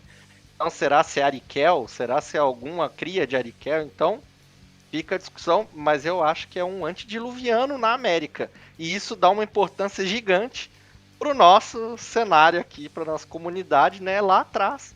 É algo que todo mundo tanto reclama que não tinha, e esse autor ele teve a coragem de fazer isso e extrapolar tudo que estava estabelecido ali até aquela época e dar ganchos, né, pro pessoal usar isso. Sim. Bom, Hakim não era. Garanto que não era. Olha, eu Não não é. sei se era antediluviano. Tipo, eu não sei mesmo, assim. Não colocaria minha mão no fogo por essa tese. Mas tem um cara que é dito lá na. Ih, agora eu vou. É no Vancouver, Dark Alliance Vancouver, que tem um ancião que ele já passou por aqui também. E ninguém sabe quem é esse cara. E que ele conversa com geral e ninguém sabe quem é também. E também é metido também com os nativos. Mas fazendo só essa investigação, só pelas pistas que eu conheço mesmo. Se for algum antiluviano, eu não faço ideia, saca? E eu acredito sim que seja um vampiro, até que seja o cara que abraçou ele, mas sei lá, mano. É uma coisa que fica muito no ar, não sei e talvez nunca saberemos se tem alguma coisa a ver com o terremoto, porque depois É. que ele acorda, ele não ouve mais o cara. E, e tipo, por ser um antediluviano, por exemplo, você tem o Menelau e a Helena. O Menelau, ele tá em torpor e ele tá em projeção astral, rondando por aí. Não sei se isso é um puta spoiler pra quem não tá ligado, mas ele fica conversando telepaticamente com algumas pessoas, principalmente com o Critias, né? Então, e ele é de quarta geração. Então eu não sei. Eu não sei, eu realmente não sei. Eu tenho medo de quem sabe. É, esse daí é muito bom, ter medo de quem sabe, É, porque exatamente. quem sabe, quem Quem sabe, realmente sabe sabe, demais. sabe demais. Quem sabe não sai uma droga de comentário aí revelando esse Por favor, mistério. se tiver algum spoiler aí, deixa nos comentários. Ah, e o nome do Jesus é Xipetotec, que ele Tipo, comenta. O é. Quetzalcoatl é o nome do rei, lá do imperador. Isso, é. Gente, alguma observação? Não, de boa, tranquilo. Vocês têm algum comentário final para fazer sobre esses 3 contos? Alguma coisa, sei lá, se vocês gostaram, se vocês... Ó, eu achei esses 3 contos aqui uma bela introdução, uma bosta de uma introdução. Eu acho que dá para ter uma ideia, sei lá. Se vocês quiserem falar alguma coisa, o momento é agora. Bom, eu acho que os 3 contos aí eles seguem a ideia geral do livro e servem principalmente para aprender mais quem não conhece de vampiro do que quem conhece de vampiro. Mas quem conhece de vampiro, talvez, na minha opinião, você vai passar pelo primeiro conto e no segundo você já vai começar a gostar, principalmente por essa ideia mais gamificada que ele tem, que dá umas ideias, e o terceiro conto que dá essa. Já chega assim num ponto bem interessante. Então é uma. Você for. E outra coisa interessante sobre esse livro é que apesar dele ter algumas conexões entre os contos, você pode ler um conto, parar, depois daqui uma semana você lê de novo, ou você lê casualmente no metrô, no ônibus ou numa folga do trabalho. Então, acho que ele tem esse valor assim de não ter que consumir muito seu tempo. Os contos também eles têm os mais longos, né, como o segundo e o terceiro, eles têm pausas no meio dele. Então, se você quer ler esse livro e ou conhece ou não entende de vampiro, eu acho que esses 3 contos aí vão dar uma boa ideia do que vem pela frente. Tem coisas piores, mas aí já adiantando, como eu falei pro Lucas, eu queria deixar essa deixa para quem for ver os próximos episódios do Clube do Livro. Falando do The Beast Within, tem um eu vou deixar no ar aqui que é o Descent, que eu acho que é uma das melhores literaturas sobre vampiros já escritas. E eu tô falando aí de Anne Rice, coisa pesada, em matéria de crônica de vampiro. Vai chegar lá, é muito bom, mas o Voice of the Hummingbird, ele chega nesse nível ali que a coisa vai subindo gradativamente. E a obra, acho que como um todo, ela vale muito a pena para todo mundo que gosta de horror, de Vampira Máscara, do World of Darkness em geral. E a coisa tem seus altos e baixos, mas acho que tem, principalmente como comentado até agora, um extrato, né, do geral, tem mais altos do que baixos. Ó, eu acho um livro muito bom, como o Ismael falou. Ele tem mais altos do que baixo. Pra época que ele saiu, voltando martelando de novo naquela mesma tecla de o cara comprou os livros em 91, 92. 91 só a galera mais antediluviana, né? Nem Matusalém, né? Que jogou o V1. Então, o pessoal que jogou o V2 aqui no Brasil, nossa realidade é o pessoal que jogou V2 ali, pô, eu queria uma coisa é, mais lore, mais informação sem tanta regra. Então, esse livro ele é muito bom. Ele vai te apresentar ali logo de começo. Eu acho que o pessoal, a gente falou aqui, discutiu, poxa, não, tem essa questão mais quadrada. Mas eu acho que no primeiro conto, para o cara que já consome RPG, começou a consumir RPG ali em 92, 93, e ele bate o olho, ele vê ali, putz, primeiro conto, caramba, toreador, ele lê o nome do clã, putz, isso aqui eu conheço, tá falando o meu idioma, tá falando o que eu quero. Então ali já é uma zona segura pro cara que comprou o livro, tá lendo, putz, isso aqui é do jogo que eu jogo, eu me sinto em casa. Aí ele lê o conto, o segundo conto já deixa mais nebuloso, já vai fazer isso que o Ismael falou, trabalhar a mente dele no, putz, vai gerar discussão, né? Pô, esse cara é de que clã? Pô, essas lutas aqui, tem a pitadinha do X-Men a máscara, né? Ali na briga, na porradaria. E no terceiro ele já escala, putz, caramba, ele me entregou um ancião, cara. Quem é esse maluco? E aí você fica, não, mas de que clã que ele é? Putz, se ele é um ancião, caramba, se ele é um gangrel? Meu, isso aqui é um ancião gangrel? Tipo, sabe? Então tem todo esse contexto. Então, como livro, eu acho ele bom para o cara que estava consumindo aquilo naquela época, para o cara de hoje, com 20, 30 anos do RPG nas costas, recomendadíssimo. É, tudo que a gente falou aqui, ele já vai meio que ter pré-mastigado. E o exercício da leitura é excelente. Só por o exercício da leitura já vale a pena. Mesmo no inglês, você treinar, você se esforçar um pouco, vale muito a pena. E para quem não conhece nada ainda, também é melhor ainda, porque o cara que vai entrar cru nesse negócio, ele já vai ter uma visão de caramba, as minhas cenas, a minha descrição, o jogo é isso. Eu acho que esse livro ele trata muito disso. Olha, principalmente o segundo e o terceiro conto, eles mostram isso aqui é o RPG, isso aqui é o que você tem que narrar, isso aqui é o que você tem que jogar. Óbvio, a ideia é que você se divirta. A base é você se divertir, seja lá como forma for. X-Men a Tirando o Máscara. Diablerri exagerado. Tirando. Assim, vai ter. Toda ação tem uma reação. O cara sai diablerizando a torta à direita, ele vai ter uma reação. Ele vai ver o sol nascer, ele vai ser comido, tanto que ele comeu, ele vai virar comida de alguém, mas faz parte do jogo. Mas eu acho muito legal isso. Ele traz o cenário para o jogador, para o narrador. Olha, isso aqui é o que você pode narrar. Não é sacramentado, né? Olha, é isso. Mas ele te mostra, olha, isso aqui é um ancião. Isso aqui é um cara maluco saindo diablerizando todo mundo, falando que é religioso. E é isso aí. Então, o livro eu acho ele muito bom por isso.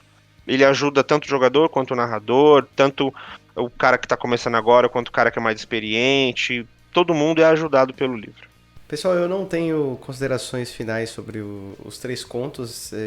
Eu acho que eu já disse o suficiente. Então eu quero agradecer mais uma vez a presença dos senhores aqui. É muito legal ter, a opinião de autor. O Bruno, um puta leitor ávido, sempre colocando a opinião dele lá na comunidade. Eu raramente participo, comento, mas eu procuro reagir sempre que eu vejo, cara. Mas muito legal ver o engajamento lá.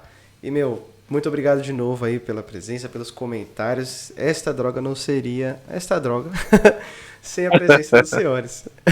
Mas, enfim. Eu que agradeço. Obrigadão aí. Jabá e a gente fecha. Começando aí com o Ismael, vamos lá? Beleza. Bom, pegando o último gancho de ancião, eu tô também com o Felipe Headley, e artista do W5 agora, do Player's Guide, o Alma Mater também, suplemento de Hunter, e o Alê do Meio Mundo, um salve aí pra galera. A gente tá produzindo os Senhores do Medo Sem Fim, que é um suplemento para jogar de ancião no V5. Então, por isso que eu puxei tanta sardinha do ancião ali, será? Será se algum ancião tá influenciando? E além disso, a gente vai falar também de Ashira, Chamado e de um novo secto, muito relacionado a sangue fraco, e a ideia é pegar todos esses lores que ficaram em aberto entre o V20 e o V5 e fechar isso em diversas possibilidades para os jogadores e narradores poderem explorar E isso embasado também em toda essa pesquisa aí.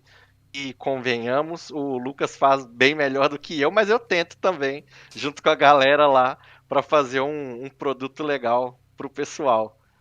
E é isso, e também agradecer demais o Lucas aí, como eu falei, sou fã dessa droga aí já tem alguns anos, e aparecer aqui no palco, porra, puta sonho realizado aí, só alegria, muito bom. Pô, cara, é mó currículo. Se falar de mim, eu falo assim, meu nome é Lucas, minha comida favorita é nhoque, tá ligado? Tipo, pô, eu nem tenho o que falar, mano. Pô, você é louco. Vai lá, Brunão. Cara, eu tô esperando muito esse suplemento do Ismael, porque apesar de a proposta do V5 não ser jogar de ancião, lá, mas é legal, é divertido, então é isso que a gente gosta. Ele falou de Ashira, eu reli mais uma vez o Véu da Noite, o Veil of the Night no original, que é um livro fantástico, é muito bom. Então o Lucas estava sofrendo com nomes proto ou sul-americanos, lá, de certa Sim. forma. Cara, você não viu que é nome árabe, velho. É muito difícil. O nome dos clãs ganha outros nomes. Nossa senhora, é muito difícil. Mas a gente tá lá. Então eu só tô lendo, só tô consumindo mesmo. Estou já na terceira edição, fiz igual o mestre Lucas, li os livros da segunda, não consegui ler os da primeira, não dá, é muito bagunçado. Li os da segunda, os que eu tenho, não li todos, li os que eu tenho. Tô na terceira edição e realmente a mudança é muito grande. Pretendo passar pela 20 anos e chegar de volta à quinta edição. Muito agradecido de ter participado dessa droga. Vou usar as palavras do Ismael, porque ele é um autor de livro, eu não, então me faltam palavras para demonstrar a felicidade que eu estou, né? O pessoal lá em Alamute vai ficar muito contente comigo. Talvez eu ganhe até um status com a galera, menos com o Shug, que eu não sou muito chegado nele, é um cara muito radical. E a gente chega de radicalismo por enquanto. Isso Vamos ser uma coisa tem que mais passar tranquila. pano pra tremer mesmo, cara. Eu agradeço. Então, não. Os Tremere, eu vou falar que a maldição foi uma coisa boa, porque a maldição tirou outra maldição. Então, ficou 0-0. Agora não tá 0-0, agora tá -1. Verdade. Então, muito contente, muito feliz, mais feliz ainda por a droga voltar. Porque a droga dormindo não nos ajuda. A gente Só precisa. se fala em outra coisa. Eu acho que vai tomar um strike, mas tudo bem. Mas a gente precisa dessa droga. A gente necessita dessa droga. Então, assim, a gente ir lá na droga e rever os mesmos vídeos é legal, mas o efeito do Rô com um vídeo novo, eu tô muito ansioso para ver esse efeito na droga. Entendeu? Então, ver uma droga nova, nossa senhora, isso é muito bom. YouTube não strike a gente, por favor. Não vai não. Eles nem assistem essa droga aqui, gente. Então, fica tranquilo. Quer dizer, só vai eu falar e vai lá e pau! Corta essa porra. Então. Não é nada, não. Gente, então é isso. Eu agradeço novamente a presença dos senhores. Essa droga se propaga pela droga de Insta, pela droga de página. Não tem mais droga de Twitter. Esqueci, larguei aquela porra. Também a rede social de merda. Tem amor demais pra mim, então eu saí fora de lá. Então é só pela droga de página, droga de Insta. Ok? Então se inscreve nessa droga aí. Nossa, faz tempo que eu não falo isso. Se inscreve nessa droga aí. Deixa comentário se você tiver alguma coisa respeitosa. E não precisa nem ser inteligente, gente. Só respeitosa mesmo. Porque, pô, é muito legal quando eu vejo alguma coisa, palavras de incentivo. Enfim, a participação de alguém que leu o livro falando sobre coisas que a gente falou errado, coisas que a gente acertou pra caramba, coisas que a gente esqueceu de comentar também. Eu acho isso muito bom quando vocês participam aqui nos comentários e não dá aquele sentimento de solidão, principalmente nessa minha caminhada por todos esses livros aí da editora. Ok? Então, acho que é isso. Pô, muito obrigado novamente. Então, um grande abraço. Até o próximo, que em breve nós estaremos aí. Então, Fala, Malê. Valeu.